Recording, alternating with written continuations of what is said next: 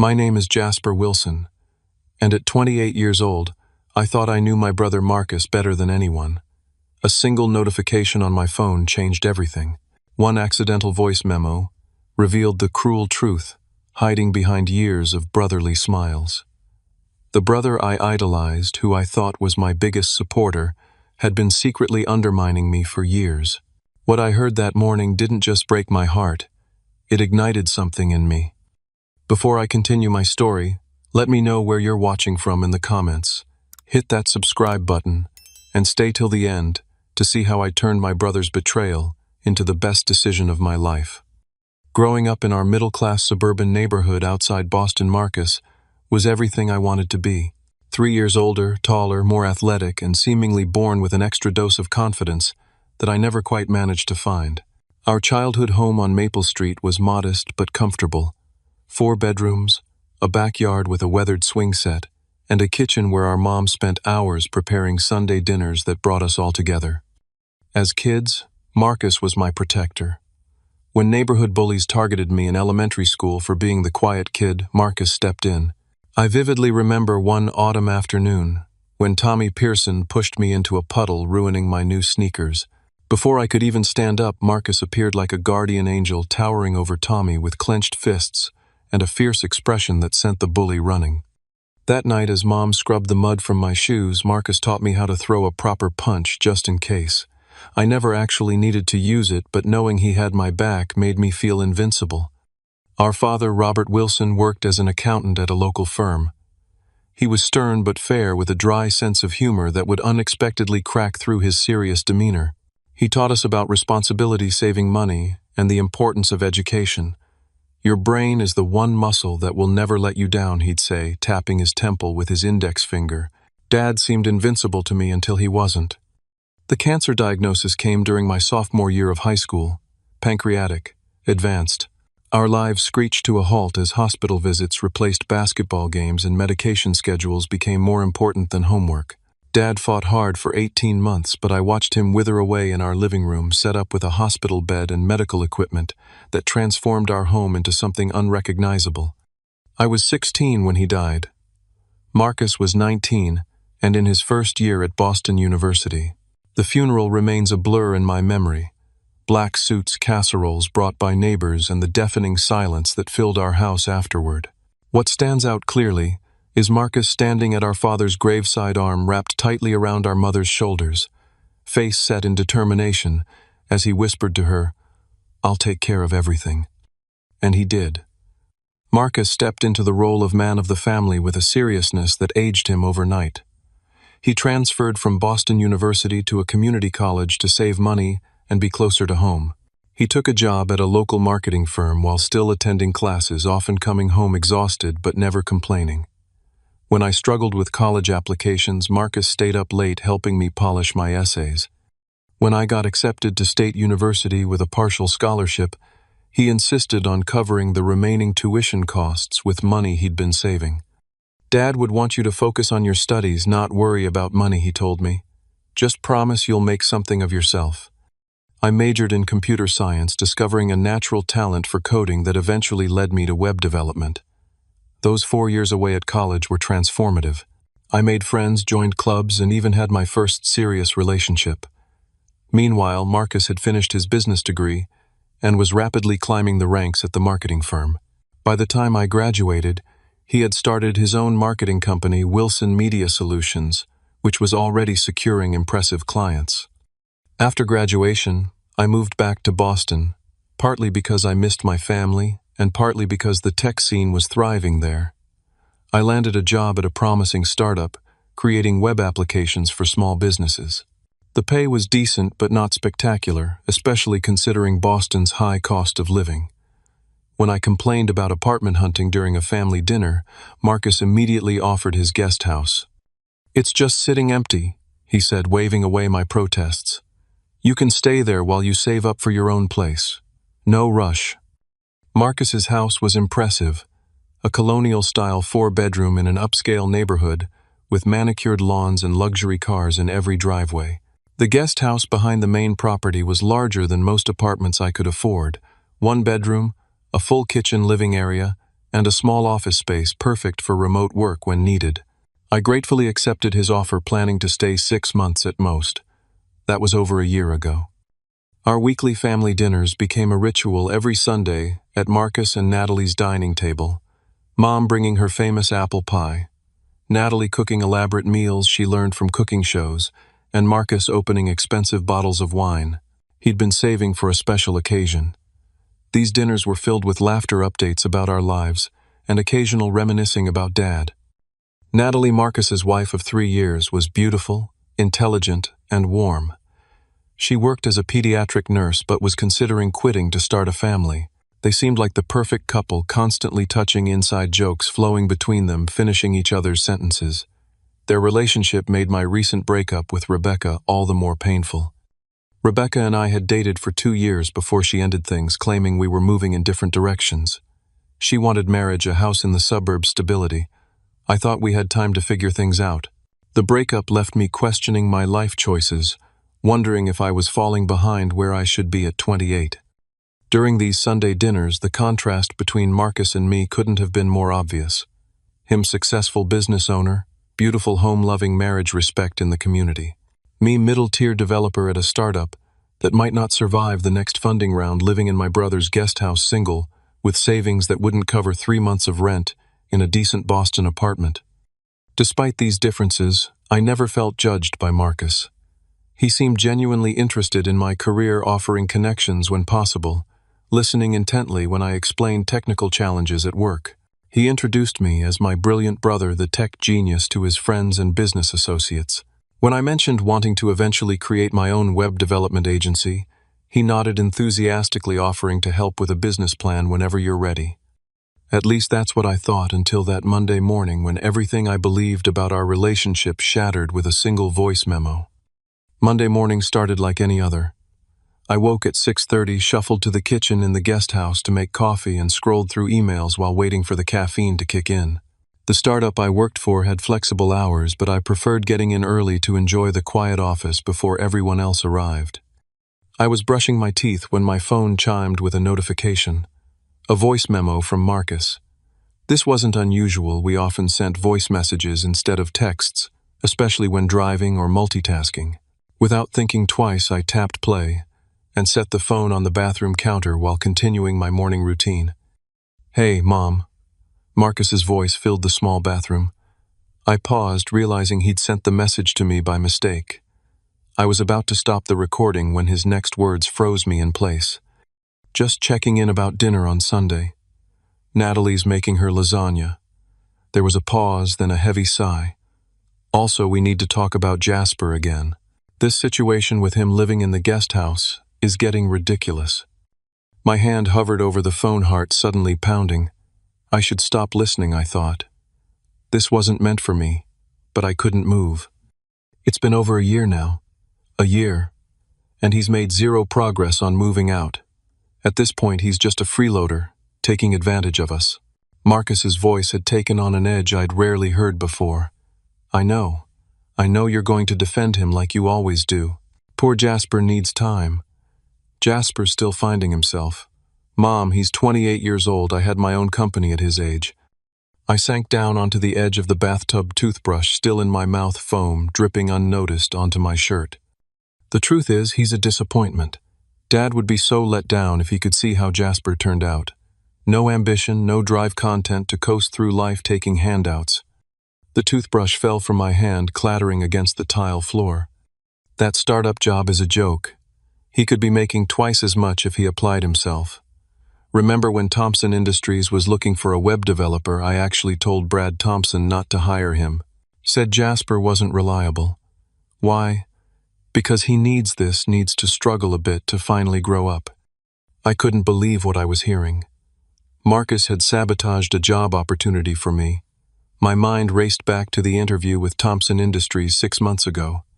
It had gone incredibly well. Brad Thompson himself said he was impressed with my portfolio. Then suddenly, radio silence. When I finally received a rejection email, it mentioned concerns about reliability as the deciding factor. I'd been confused and devastated, spending weeks analyzing what I could have said during the interview to give that impression. And that's not the only time Marcus continued, his voice now lower, conspiratorial. Remember that business idea he had about creating websites for local restaurants? I convinced him the market was saturated. Truth is, it was a decent idea, but if he succeeded, he'd move out and lose his dependence on me. My mother's voice came through faintly in the background, though I couldn't make out her words clearly. "Don't give me that," Mom, Marcus responded. "You know I'm right. Jasper needs to learn responsibility. He's been the baby of the family for too long, always getting special treatment, especially after Dad died. Well, I'm done enabling him. Natalie and I want to start a family soon, and we could use that guest house for her mother when she visits to help with the baby." More muffled words from my mother. "Fine, fine," Marcus said, sounding irritated. "We'll give him until the end of the year. But I'm telling you, if we don't push him out of the nest, he'll never fly. He's just not like me, Mom. He doesn't have what it takes to be truly successful. He's mediocre at best, and the sooner he accepts that and finds a stable, ordinary job that matches his abilities, the better off he'll be." The recording cut off abruptly. I sat frozen on the edge of the bathtub, toothpaste now dried around my mouth, staring at the phone as if it were a venomous snake. Mediocre. Freeloader. Disappointment. The words echoed in my head, each one a physical blow. My stomach clenched painfully, and for a moment I thought I might throw up. The bathroom suddenly felt too small, the walls closing in as my breathing became shallow and rapid. With shaking hands, I replayed the message, desperate to have misheard, to have misunderstood. But the second listen was even worse, allowing me to catch nuances I'd missed initially: the contemptuous laugh when mentioning my job, the casual admission of sabotage, the absolute certainty in his voice when declaring me mediocre. I called my office with a voice I barely recognized as my own, claiming food poisoning. My boss, concerned by how terrible I sounded, told me to take the day and feel better. If only he knew that what was poisoning me couldn't be cured by rest and fluids. The betrayal wasn't just in the words, but in the realization that the relationship I'd valued my entire life had been a facade. Every encouragement, every supportive conversation, every bit of advice, all potentially tainted by this hidden contempt. How long had he felt this way? Had he always seen me as lesser, as a burden? Was anything between us real? I stumbled back to bed, still in my work clothes, and curled into a ball under the covers. The brother I thought would do anything for me had been actively working against me. The person I trusted most in the world saw me as nothing but a disappointment and a freeloader. And somewhere in the back of my mind, a small voice whispered the most painful question of all. What if he was right? For hours I lay in bed, staring at the ceiling, the voice memo playing on repeat in my head. The sunlight shifted across the room as morning turned to afternoon, but I barely noticed. My phone buzzed occasionally, work emails, a text from a coworker, checking if I was okay, a message from Marcus asking if I wanted to grab lunch later in the week. The irony of that last one almost made me laugh. Almost. Around 2 o'clock, I finally dragged myself up and into the shower as if water could somehow wash away what I'd heard. Standing under the spray, I began mentally reviewing my interactions with Marcus over the past few years, examining them with new suspicious eyes. There was the time I'd applied for a senior developer position at a major tech company in Boston. Marcus had offered to put in a good word through a college friend who worked there. The interview went well, but I never heard back. When I asked Marcus if his friend had mentioned anything, he shrugged and said, "These big companies get hundreds of applications. Don't take it personally." Then there was my idea for a web development business focused on restaurants and small food businesses. I'd been excited noticing how many local eateries had outdated, non-mobile-friendly websites. I'd already created mock-ups and pricing structures when I shared the idea with Marcus over beers. He spent the entire evening pointing out potential problems: market saturation, difficulty getting clients, the stress of running a business. By the end of the night, my excitement had deflated completely. I shelved the idea, believing my big brother knew best. Most recently, I'd mentioned applying for a remote position with a tech company in Chicago, higher pay, better benefits, opportunity for advancement. Marcus had frowned, asking, "But what about being close to family?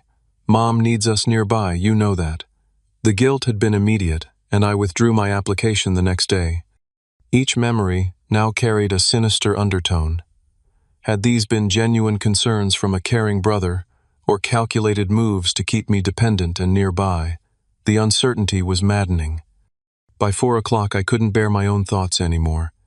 I called Ethan, my best friend since college, who now lived across town. "You sound like hell," he said after I greeted him. "Feel worse," I replied. "Can you come over? I need to talk to someone." Ethan arrived 45 minutes later with a 6-pack of beer and a concerned expression. We sat on the small porch of the guest house as I played him the voice memo. His face darkened with each word, jaw clenching visibly. When it finished, he shook his head slowly. "Man, I wish I could say I'm surprised." I looked at him sharply. "What does that mean?" Ethan took a long swig of beer before answering. "I've never liked Marcus, you know that." "Yeah, but I always thought that was just because of that argument you had at my graduation party." "It wasn't just that." Ethan shifted uncomfortably. "Look, I never told you because he's your brother and you idolize him, but Marcus has always talked about you differently when you're not around." The cold feeling in my stomach intensified. "What kind of differently?" "Like diminishing you. At your graduation party, when you were busy with your parents, he was telling people how he was still supporting his little brother, and how not everyone has what it takes to make it on their own. He made it sound like you were some charity case. He was generously helping, not a college graduate with a tech degree." I stared at my beer bottle, processing this new information. "Why didn't you tell me? Would you have believed me? Every time I tried to suggest Marcus wasn't perfect, you'd get defensive. He's your big brother, your hero." I didn't want to be the one to burst that bubble. He was right. I wouldn't have believed him. Part of me still didn't want to believe it now, despite the evidence literally in my own hands. "There's more," Ethan continued reluctantly. "Last year at that industry mixer, you know, the one Marcus invited us both to, I overheard him talking to some business guy. The guy asked if you could help with his company's website, and Marcus said something like, 'Jasper's still pretty junior. I wouldn't trust him with anything important yet.' Then he recommended someone else." Each revelation was another nail in the coffin of my relationship with Marcus. The brother I thought I knew was disappearing, replaced by a manipulative stranger who had been controlling my life from the shadows. What am I supposed to do with this? I asked, more to myself than to Ethan. "Confront him," Ethan said immediately. "Call him out on his bullshit. Play him the memo." The idea sent a surge of adrenaline through me. I imagined the satisfaction of seeing Marcus's face when he realized he'd been caught, the stammered excuses, the forced apologies. But as quickly as the fantasy formed, it dissolved. "He'd just manipulate the situation," I said slowly. "He'd claim he was trying to motivate me, or that I misunderstood, or that he was having a bad day. And Mom would probably take his side. You heard him. She always defends him." "So what then?" "You just pretend you never heard it. Keep living in his guest house, letting him sabotage your life." "No," I said, surprising myself with the firmness in my voice. "I'm done being manipulated. I'm done being the family charity case. But I'm not going to give him the satisfaction of an emotional confrontation where he can twist things around." The anger that had been building all day was crystallizing into something colder, more focused. For the first time, I was seeing Marcus clearly, not as my protective older brother, but as someone who needed to keep me down to feel superior. "I need to leave," I said. "Tomorrow. But not just leave, I need a plan. Something he won't see coming." Ethan raised his eyebrows. "That doesn't sound like you. You're usually the forgive and forget type." "Maybe that's part of the problem. Maybe it's time I stopped being so predictable." As the sun set, Ethan and I talked through possibilities. The hurt was still raw, but it was increasingly overshadowed by determination. I wouldn't just run away hurt. I would rebuild my life on my own terms. And eventually, when I was ready, Marcus would have to face the consequences of his betrayal. By the time Ethan left around 10, the outline of a plan was forming in my mind. I wouldn't just be leaving the guest house. I would be leaving behind the version of myself that Marcus had so carefully cultivated, the dependent younger brother who couldn't succeed without his guidance. That night, as I lay in bed wide awake, I made a promise to myself. This would be the last night I spent living in my brother's shadow. Sleep was impossible. By midnight, I was sitting at my desk with a notepad, the blue glow of my laptop screen illuminating the otherwise dark room. If I was going to leave, I needed to be smart about it. This wasn't just an emotional reaction, it was a life reset. First, I needed a place to go. Staying in Boston wasn't an option too easy for Marcus to find me too many connections to my current life. Chicago immediately came to mind. Ryan Matthews, my college roommate and close friend, had been trying to convince me to move there for years. The tech scene was thriving. Cost of living was lower than Boston, and most importantly, it was far enough away to make a clean break. I sent Ryan a text despite the late hour. Need a huge favor. Can I crash at your place for a while? We'll explain everything when I see you. His response came surprisingly quickly. Doors always open for you. Everything okay?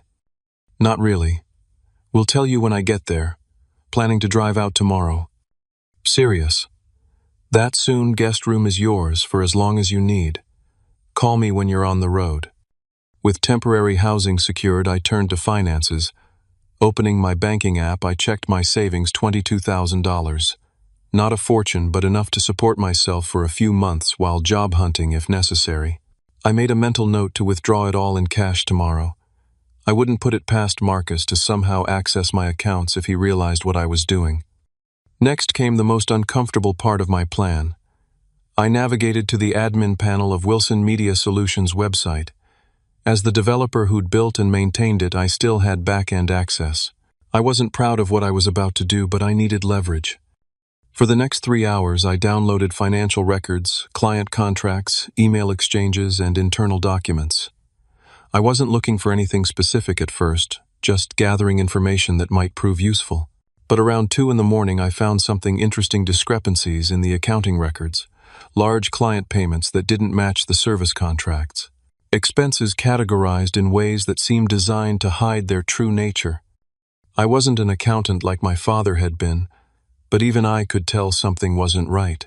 Further digging revealed emails between Marcus and his business partner Alex about creative bookkeeping and tax strategies that sounded suspiciously like fraud.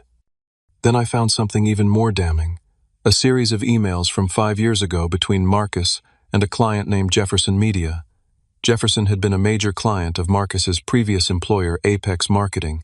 The emails clearly showed Marcus secretly meeting with Jefferson while still employed at Apex, offering to take their account with him to his new company for a reduced rate. This wasn't just unethical, it potentially violated the non-solicitation agreement I knew Marcus had signed with Apex. I created a secure cloud folder and uploaded everything, then removed all traces of my access from the system. This wasn't about revenge, it was insurance. If Marcus came after me, I needed protection. By 3 in the morning, I was packing. I decided to travel light clothes, laptop, important documents, and a few sentimental items. Everything else could be replaced. I made a list of things to do in the morning. 1. Withdraw all savings in cash. 2. Buy a prepaid phone. 3. Write letter to mom. 4. Cancel automatic payments linked to current accounts. 5. Call Greg Thompson for legal advice. Greg Thompson had been a family friend and my father's colleague before retiring from law practice. He had always been kind to me, and more importantly, he was one of the few people I knew who wasn't completely charmed by Marcus. The sky was beginning to lighten when I finally took a break. My eyes burned from staring at screens all night, but my mind was clearer than it had been all day. For the first time since hearing the voice memo, I felt a sense of control returning. I managed a few hours of fitful sleep before my alarm jolted me awake at 7. I showered and dressed quickly, then headed to the bank when it opened at 9. The teller raised her eyebrows when I asked to withdraw my entire savings account in cash, but didn't question it further. Next, I stopped at an electronics store for a prepaid phone. I would keep my regular phone active temporarily to avoid raising suspicions, but I needed a separate line Marcus couldn't track. Around 11, I called Greg Thompson from my new phone. "Jasper, is that you?" Didn't recognize the number, his gruff voice answered. "Yes, sir. Sorry to call out of the blue. I need some advice if you have time." "For Robert's son. Always. What's going on?" I gave him a condensed version of the situation, including the voice memo and what I'd discovered about Marcus's business practices. I left out my snooping through the company records simply saying I'd become aware of concerning financial practices. Greg was silent for a long moment after I finished. Finally, he sighed heavily. I wish I could say I'm surprised about Marcus. Your father and I used to discuss our concerns about him, his need to be the big shot, the shortcuts he'd take. Robert hoped he'd grow out of it. This was news to me. Dad was worried about Marcus. Your father was perceptive about people, especially his own children. He saw Marcus's tendencies and your admiration for your brother. He actually asked me to keep an eye on you after he was gone, make sure Marcus didn't do exactly what he's been doing. I felt a pang of grief mixed with gratitude. Even while dying, my father had been trying to protect me. What should I do, Greg? About the business stuff, I mean. Should I report him? Not yet, Greg advised. What you've described could be serious tax fraud, client theft, but without proper evidence, it's your word against his. For now, focus on establishing your independence. Get away, build your own life. If Marcus escalates things or tries to harm you further, then we can discuss legal options. And what about confronting him? Letting him know I heard everything. What would that accomplish right now? He'd deny, minimize, turn it around on you. Get yourself settled first. Build from a position of strength, not hurt. When you do confront him, if you choose to do it on your terms, not his. Greg's advice aligned with my instincts. Before ending the call, he gave me the name of a lawyer friend in Chicago and made me promise to check in once I was settled. Back at the guest house, I wrote a brief letter to my mother. I couldn't bring myself to tell her about the voice memo or my discoveries about Marcus's business. It would devastate her, and I wasn't certain whose side she would take.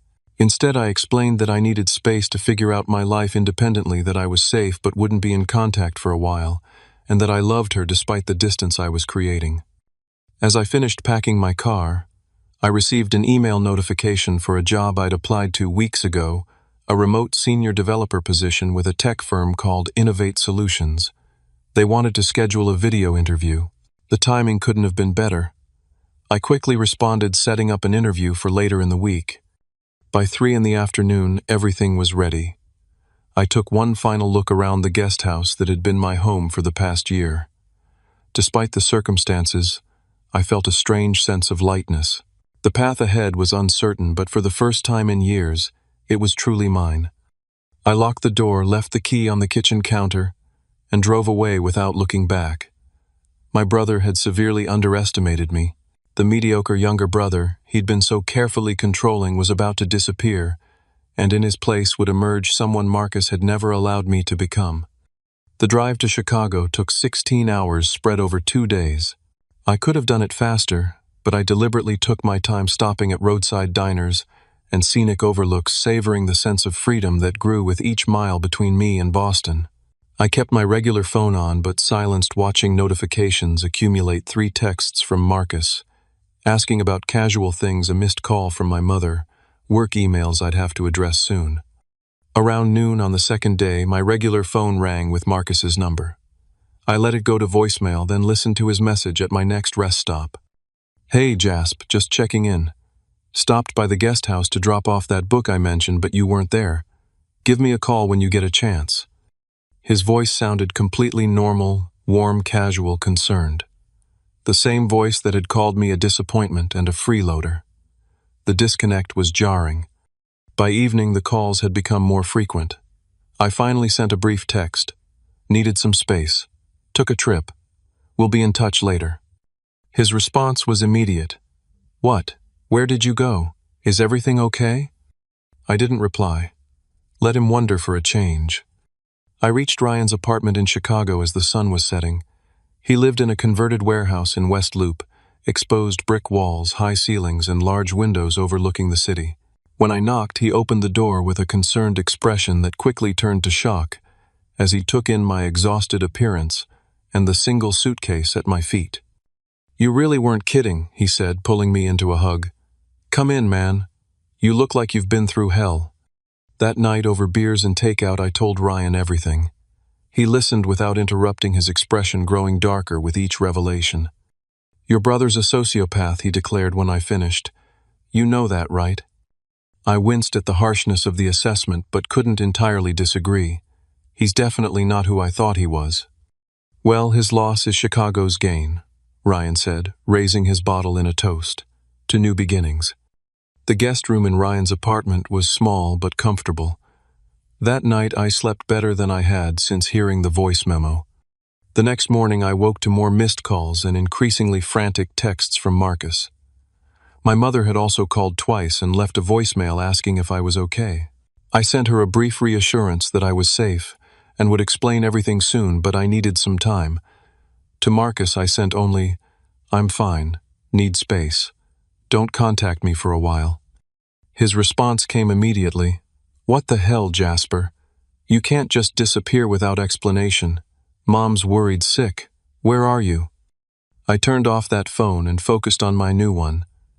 I had the video interview with Innovate Solutions in 2 hours, and preparation was a welcome distraction from family drama. The interview went surprisingly well. The company was larger than my previous startup with offices in multiple cities, but a strong remote work culture. They needed someone to lead a team developing web applications for healthcare providers. The salary they mentioned was nearly double what I'd been making in Boston. I tried not to sound too eager, but by the end of the interview, I had a good feeling about my chances. 2 days later, they called with an offer. I accepted immediately. The next few weeks passed in a blur of productivity. I found a month-to-month furnished apartment within walking distance of Ryan's place. I set up my home office, began work with my new company, and started exploring Chicago. Ryan introduced me to his friend group, and I found myself actually enjoying social gatherings for the first time in years. No longer the awkward younger brother tagging along, but just Jasper, the new guy from Boston with a dry sense of humor and a talent for mixing drinks. Marcus's attempts to contact me continued, but became less frequent as weeks passed. My mother was more persistent, so I maintained minimal contact with her, assuring her I was well but avoiding details about my location or situation. I knew Marcus would be pumping her for information. In my 3rd week in Chicago, Ryan invited me to a gallery opening. His friend was showcasing photography, and there would be free wine and interesting people. Normally, I would have declined art galleries, had never been my scene, but my new policy was saying yes to experiences outside my comfort zone. The gallery was a converted industrial space with concrete floors and stark white walls covered in large black and white photographs of urban landscapes. As I sipped mediocre white wine from a plastic cup, I found myself genuinely appreciating the stark beauty of the images. "They're incredible, aren't they?" a voice said beside me. I turned to find a woman studying the same photograph, a striking shot of an abandoned subway station reclaimed by nature roots and vines threading through broken tiles. "They are," I agreed. "Makes me see the city differently." She smiled, extending her hand. "I'm Harper Mitchell, friend of the photographer. Jasper Wilson, friend of the photographer." Harper had dark curly hair cut in a short style that framed an expressive face, bright green eyes behind tortoiseshell glasses, and a quick, genuine smile. She was a graphic designer who had moved to Chicago from Seattle 2 years ago. Our conversation flowed easily from photography to design to our favorite spots in the city.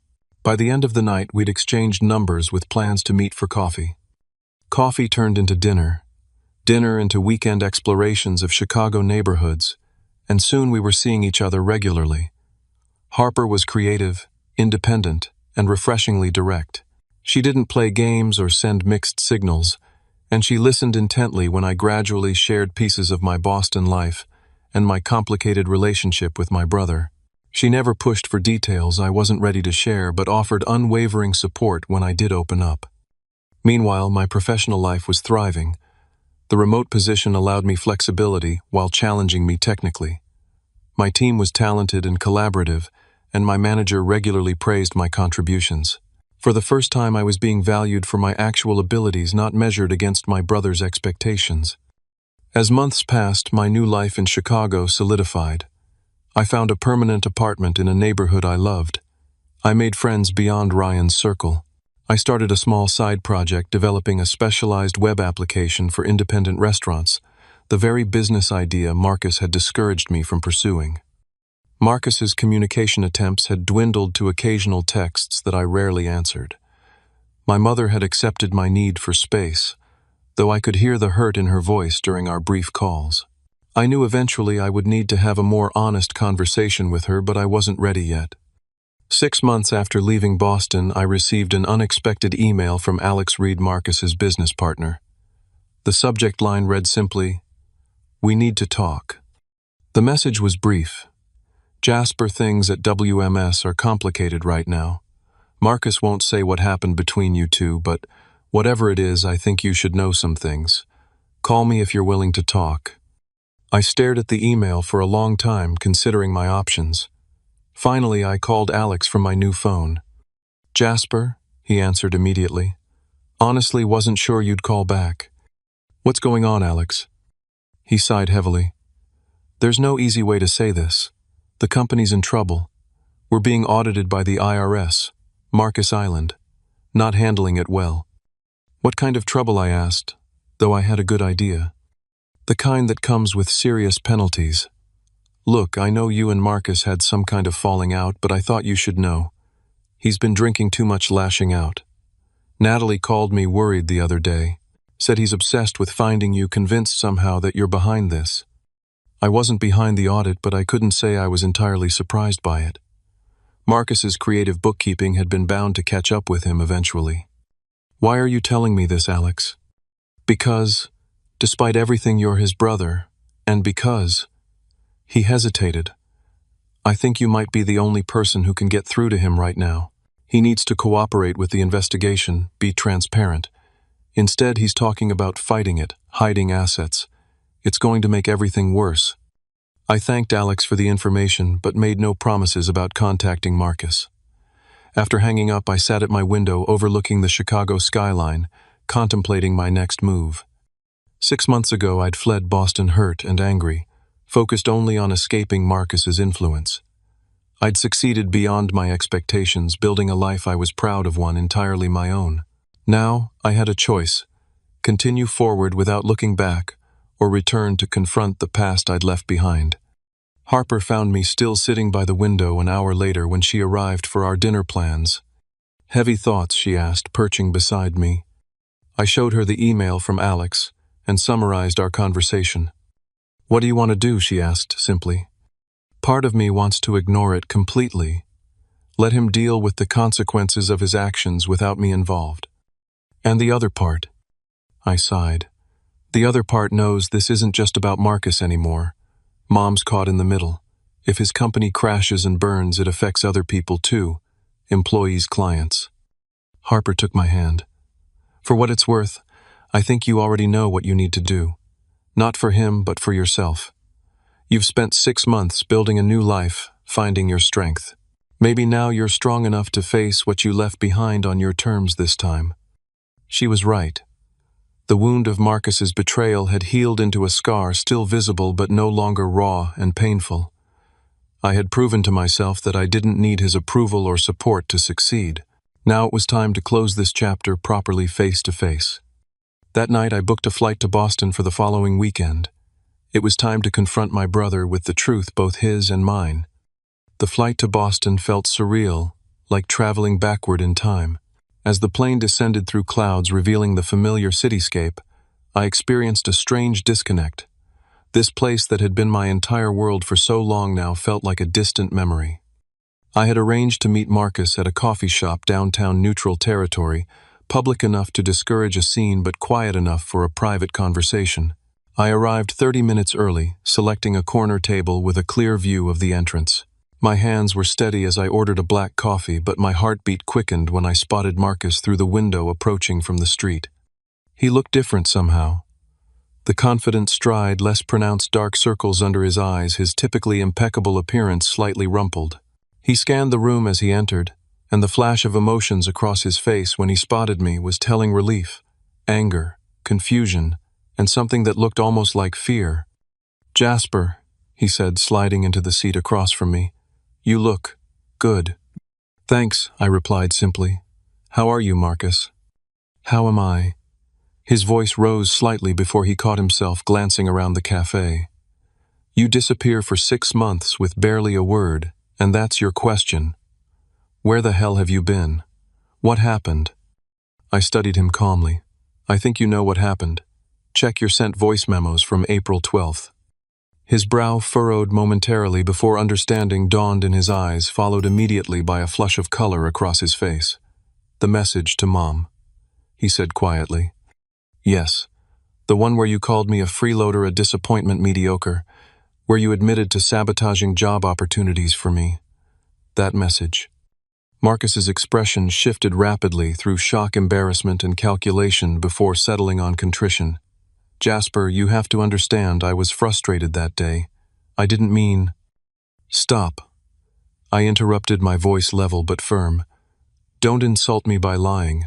Not anymore. He fell silent, the practiced explanation dying on his lips. I didn't come here for apologies or excuses, I continued. I came because it's time for both of us to face the truth. All of it.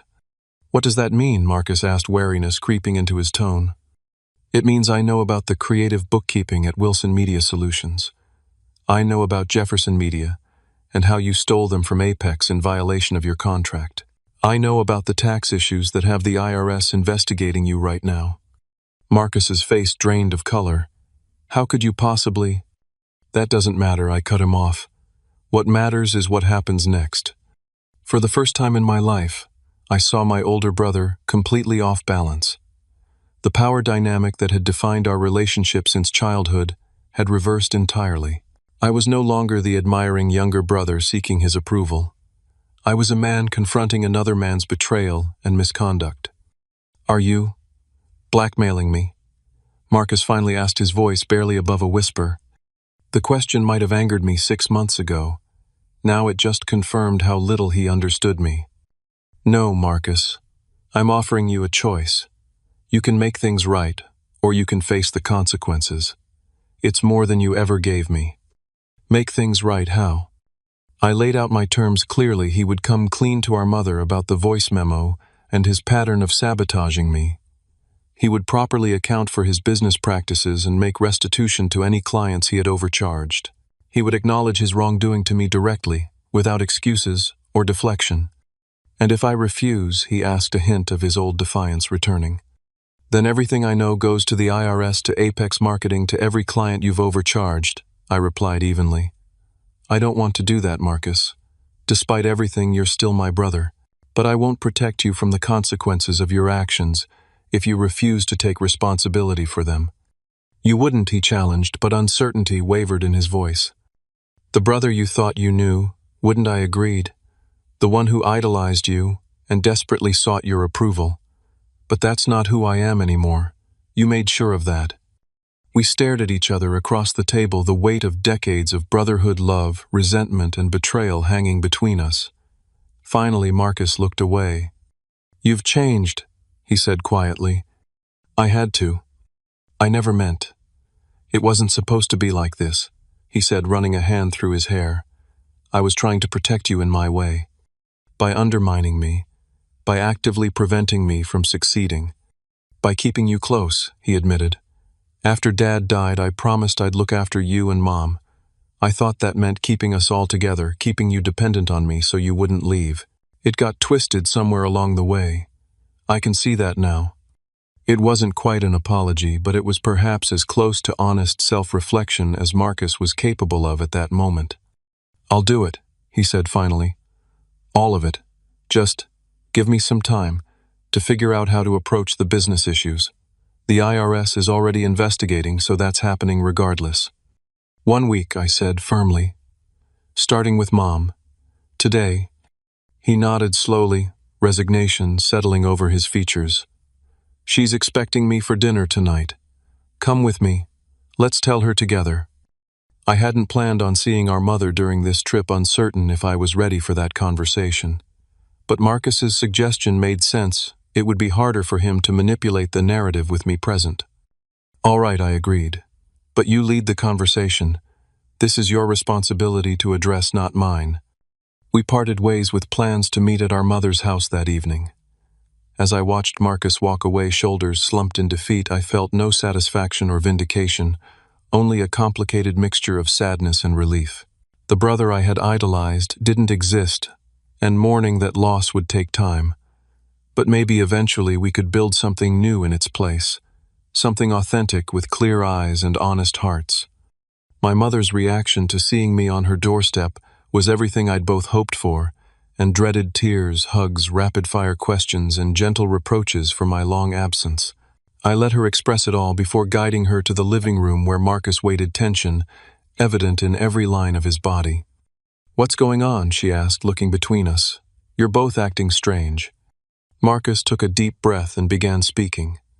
He explained about the voice memo, not sparing himself as he recounted the hurtful things he'd said. He confessed to interfering with my job prospects and discouraging my business ideas. He admitted to the resentment and control that had motivated his actions.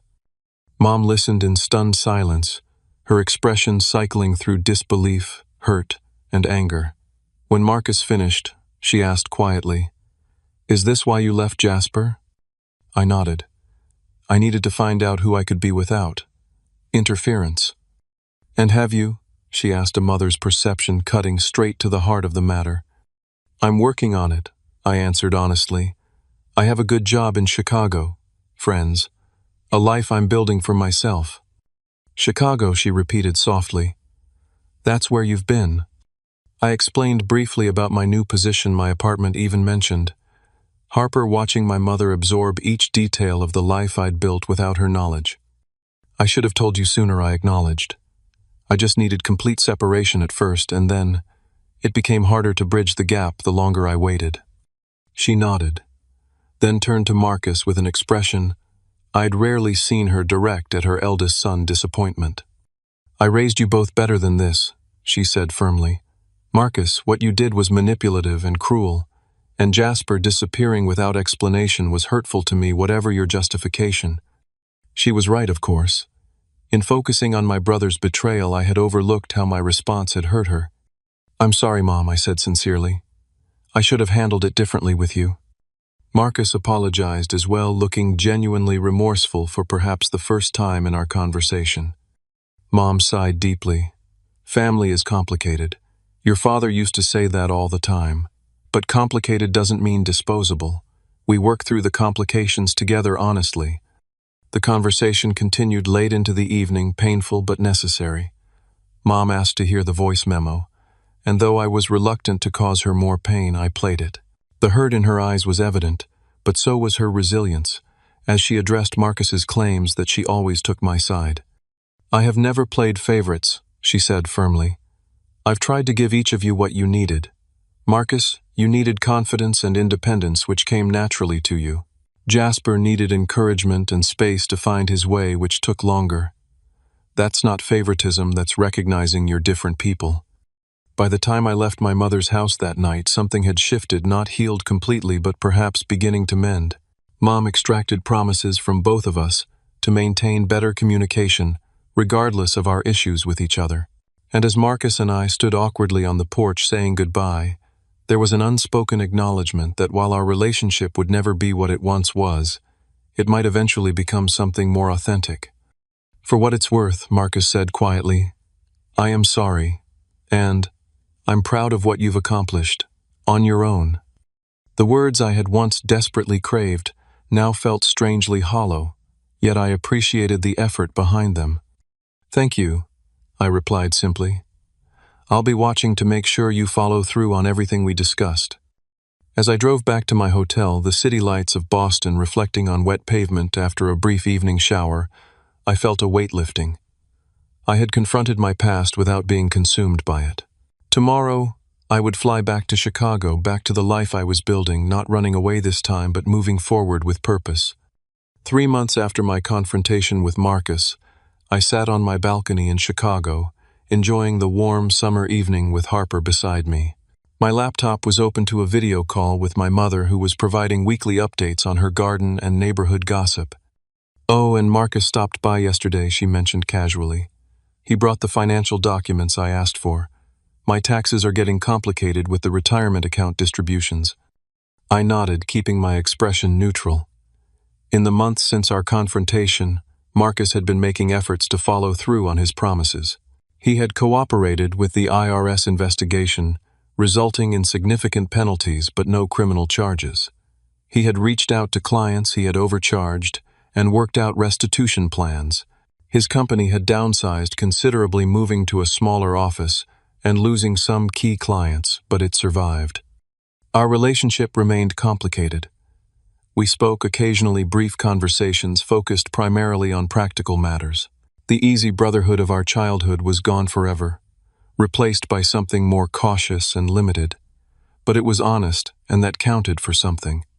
"How is he doing?" I asked, genuinely curious. "Better, I think," Mom replied. "More humble. Natalie's pregnancy has given him something positive to focus on." The news that I would be an uncle had come as a surprise. Despite everything, I found myself looking forward to meeting my niece or nephew, hoping the child would bring out better qualities in Marcus than he had shown to me. After finishing the call with Mom, Harper and I walked to our favorite neighborhood restaurant, a small Italian place with outdoor seating and string lights that created pools of golden illumination in the gathering dusk. As we settled in with glasses of wine, I reflected on how much had changed in the past 9 months. My life in Chicago had flourished beyond my expectations. My work with Innovate Solutions had led to a promotion to lead developer with a team of 5 reporting to me. The restaurant web application side project had grown into a viable business with 20 clients and counting. I had signed a lease on a larger apartment in a neighborhood I loved. And most significantly, my relationship with Harper had deepened into something that felt like it might last a lifetime. "You're quiet tonight," Harper observed, reaching across the table to take my hand. Anniversary reflections. She was right. It had been exactly 1 year since the voice memo that changed everything. I'd marked the date in my mind without consciously planning to. Just thinking about how different things were a year ago, I admitted. How different I was. "Regrets?" she asked, her green eyes searching mine. I considered the question carefully. "No," I said finally. "Pain, yes. Disappointment in someone I trusted, absolutely. But no regrets. Everything that happened led me here to this life, to you." Harper smiled, squeezing my hand. "For what it's worth, I like this version of Jasper Wilson. The one who stands up for himself. The one who knows his worth." "I'm still working on that part," I acknowledged. Decades of seeing yourself through someone else's diminishing lens doesn't disappear overnight. "But it's fading," she noted. "I've seen the change since I met you. You second-guess yourself less. You take up space more confidently." She was right. The voice in my head that questioned my abilities, that compared me unfavorably to Marcus, had grown quieter over the months. It still whispered occasionally in moments of doubt, but it no longer controlled my decisions or defined my self-worth. The holiday season brought another test, a family gathering at my mother's house that would include Marcus, Natalie, and their newborn son Robert, named after our father. I flew to Boston with Harper, who insisted on supporting me through what would inevitably be an emotionally complex visit. The reunion was neither as awkward as I feared, nor as easy as I might have hoped. Marcus and I maintained a cordial distance, engaging in surface-level conversations about work and current events. We both doted on baby Robert, finding common ground in our love for the newest member of our family. Mom watched us carefully, hope and worry mingling in her expression. On our last evening in Boston, Marcus approached me while I was alone in the kitchen washing dishes after dinner. "Can we talk?" he asked, picking up a dish towel to dry the plates I had washed. I nodded, continuing with the task at hand. "I've been seeing a therapist," he said after a moment, the admission clearly difficult for him. "Trying to understand why I treated you the way I did." I glanced at him, surprised by the vulnerability in his voice. "It goes back to when Dad died," he continued. "I was terrified of failing him. He put all this responsibility on me: take care of Mom, look after Jasper, be the man of the family. I was 19 and suddenly felt like I had to be perfect, had to control everything." He dried a glass methodically, not meeting my eyes. "When you started succeeding on your own, making your own decisions, it felt like you were rejecting my guidance, like you didn't need me. And instead of being proud, I felt threatened." It was the most honest conversation we'd had in years, possibly ever. I wasn't ready to forgive completely, but I recognized the courage it took for him to acknowledge these truths. "I appreciate you telling me this," I said carefully. "It helps me understand, but trust takes time to rebuild." I know he nodded. I'm not asking for things to go back to how they were. I just want a chance to be a better brother going forward, and a good uncle to any kids you might have someday. We finished the dishes in companionable silence, a small step toward a new kind of relationship, one based on who we actually were, rather than the roles we had played for each other. Returning to Chicago after the holidays, I felt a sense of peace that had eluded me for a long time. The betrayal that had once consumed my thoughts had transformed into something less, defining a painful chapter in my story, but no longer the central plot. The lessons I had learned through this ordeal were numerous and profound. Trust must be earned continuously, not granted blindly based on blood ties or past relationships. The people closest to us can sometimes wound us most deeply, often motivated by their own insecurities and fears. True strength comes not from controlling others, but from having the courage to stand alone when necessary. I learned that sometimes loving family means maintaining healthy distance rather than toxic proximity. That success built on your own terms brings a satisfaction that external validation never could. That confrontation doesn't always mean destruction. Sometimes it clears the ground for something more authentic to grow. Most importantly, I learned that forgiveness doesn't require forgetting or excusing. It simply means refusing to let another person's actions determine your path forward. Marcus would always be my brother, but he would never again have the power to define my worth or limit my potential. 6 months later, as Harper and I became engaged and I prepared to launch my restaurant web platform as a full-fledged business, I received a text from Marcus with a link to an industry publication. His company had been featured in an article about businesses that had successfully restructured after financial challenges. The final paragraph quoted Marcus. "The past year taught me valuable lessons about integrity in business and personal relationships.